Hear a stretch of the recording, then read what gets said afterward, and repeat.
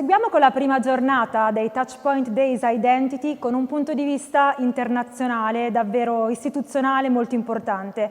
Abbiamo infatti con noi in collegamento dall'Olanda Rob Vermeulen, fondatore dell'agenzia olandese Rob Vermeulen Design e soprattutto membro di EPDA, che è un'associazione, la European Brand and Packaging Design Association, quindi la principale associazione europea che raccoglie designers e agenzie, quindi un punto di vista davvero molto importante e internazionale.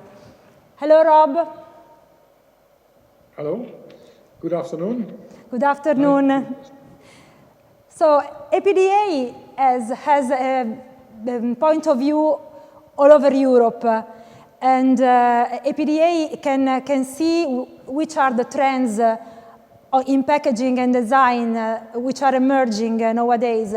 And looking on EPDA's website, because I had a look on those last days, I saw that a very key issue is sustainability.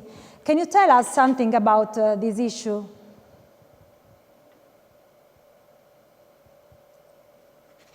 Yes, I think at the moment sustainability is a key issue for both designers as for what we call our sponsors. We call them technical partners because they have the same objectives. Sustainability is by far number one issue, and I think it is both to the industry to adapt on that item by coming up with new materials, but on the other hand, it is the role of the designers, of course, to use these new materials to get the message over the table, because together the industry and the designers are possible to convince clients to come up with the new way of thinking in sense of sustainability. Do you think that there are some countries which are more focused on this theme in Europe? I think it is far more at the moment in Europe, that's correct, but I see the industry also acting in that direction.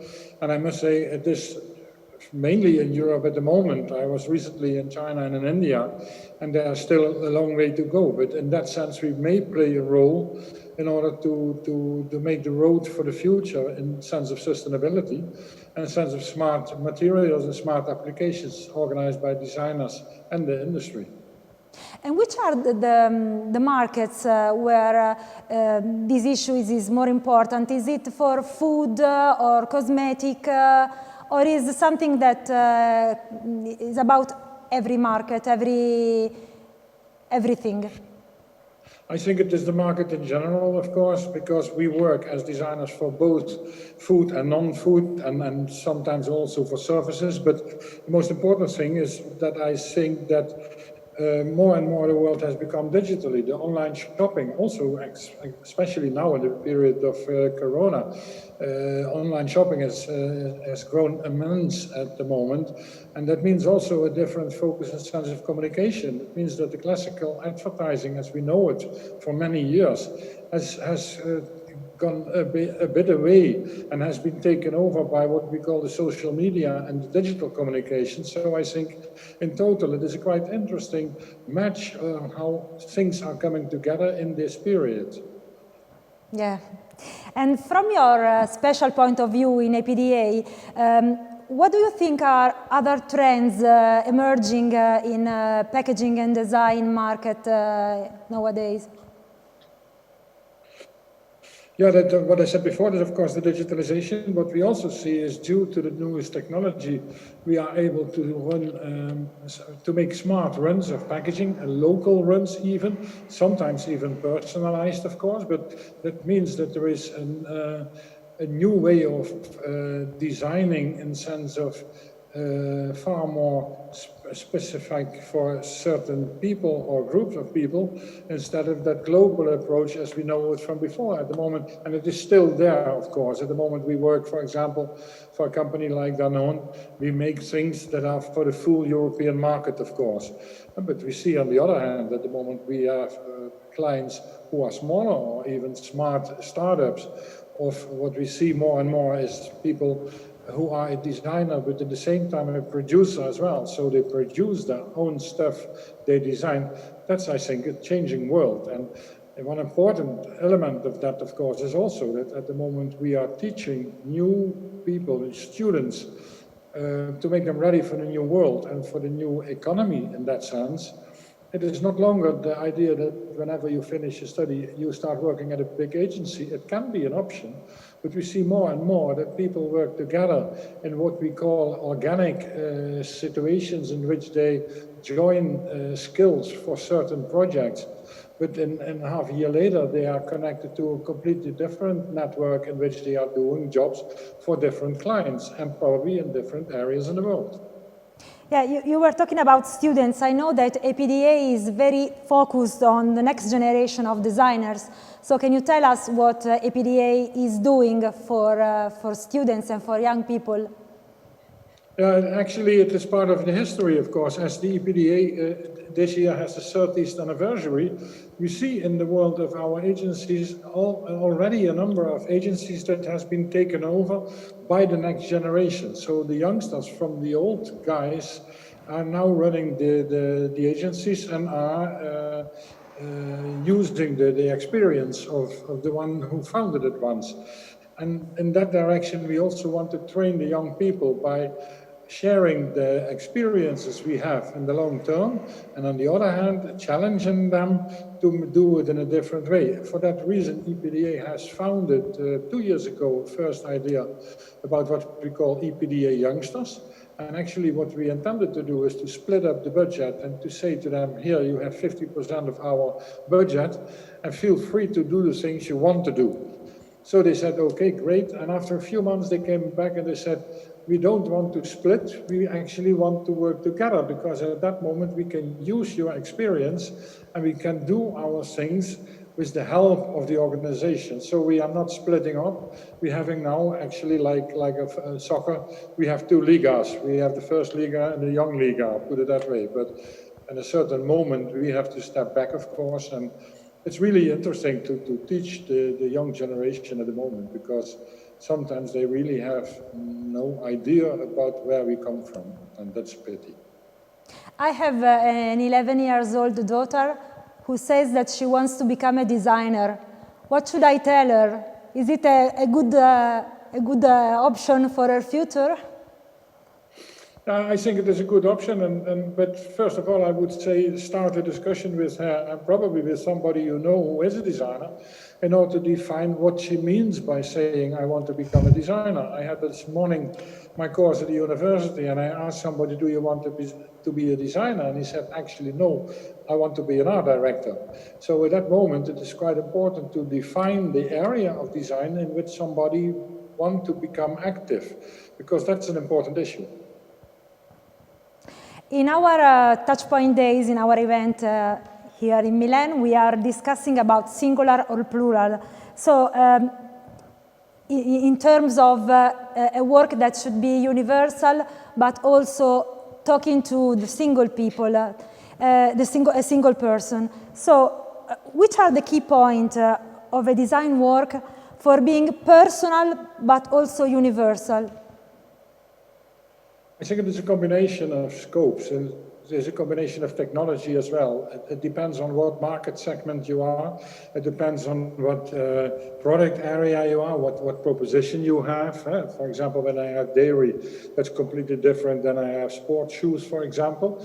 But I think there are 2 key issues that are important. I think a brand can act in an emotional way, and then it is a discussion about the roots, the history, the values, and all these elements. And I think a brand and also its packaging and also its communication should reflect these main issues.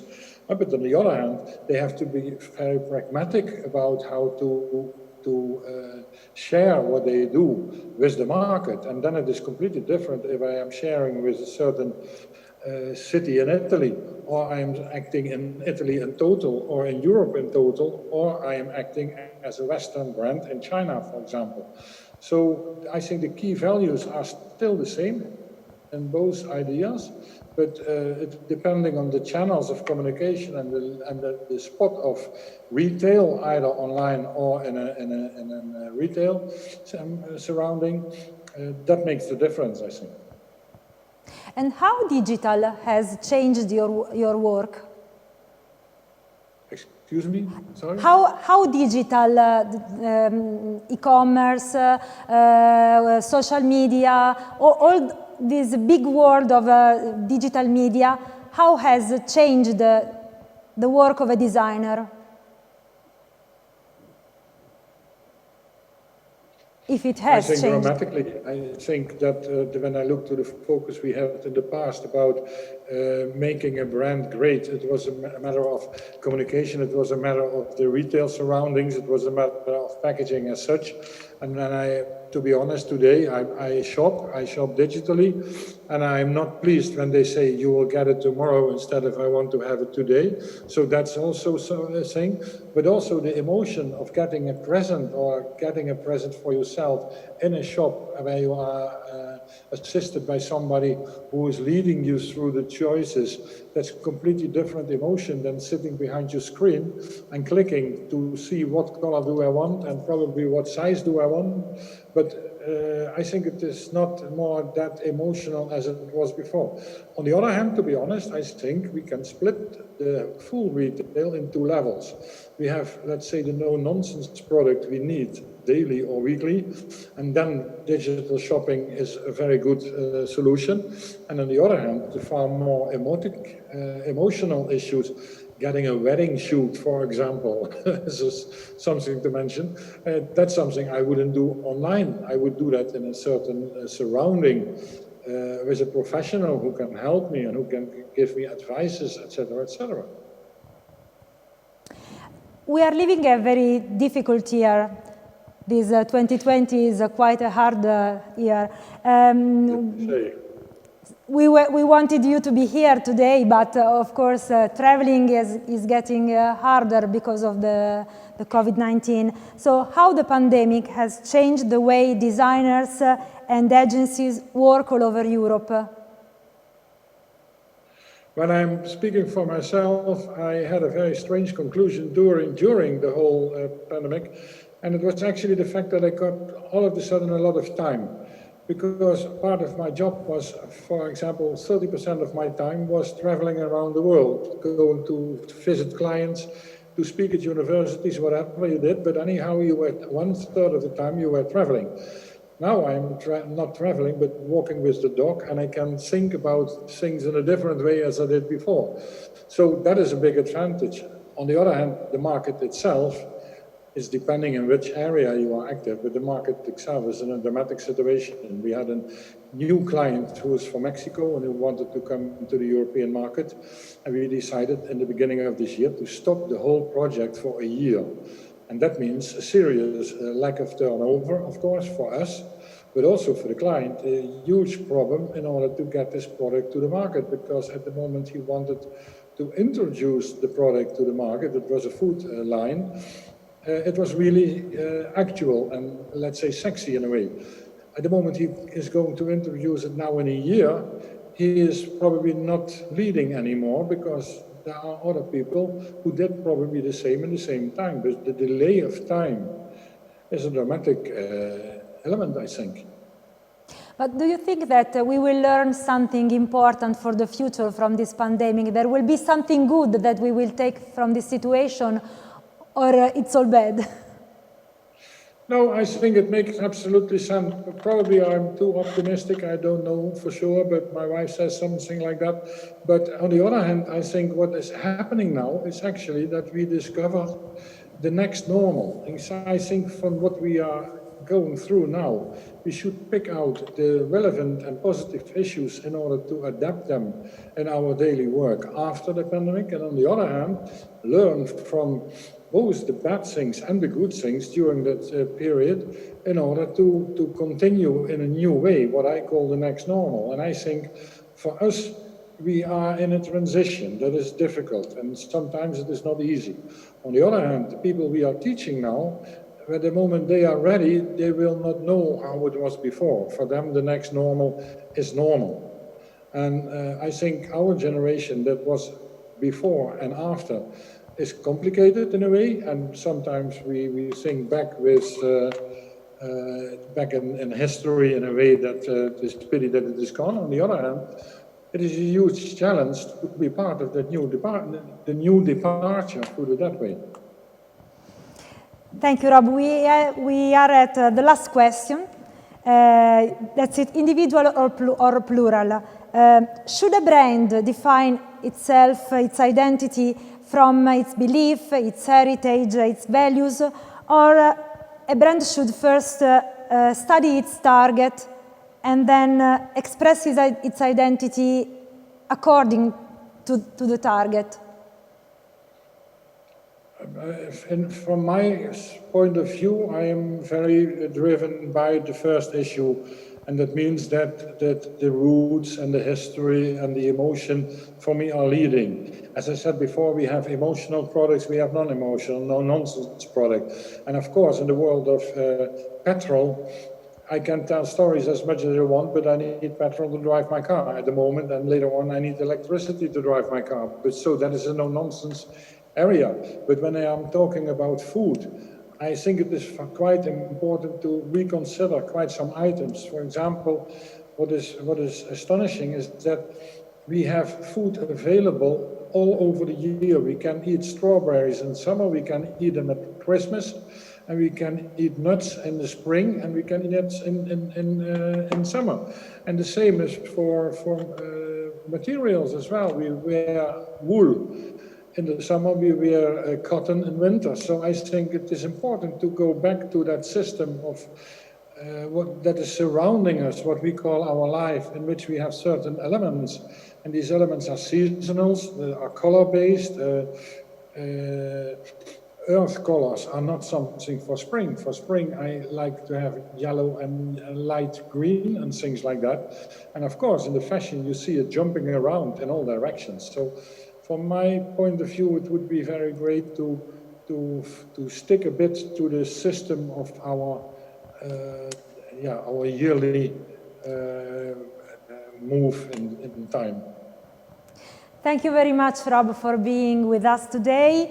We really hope we can meet next year for the next edition of our Touchpoint Days. Thank you again. I hope so too, and I hope this is a good way to communicate with your audience. And if I can do anything in order to make that possible, it was a great pleasure to do. So probably till next year, and in the meantime, we will probably meet in Milano anyhow. Bye-bye. Thank you, bye.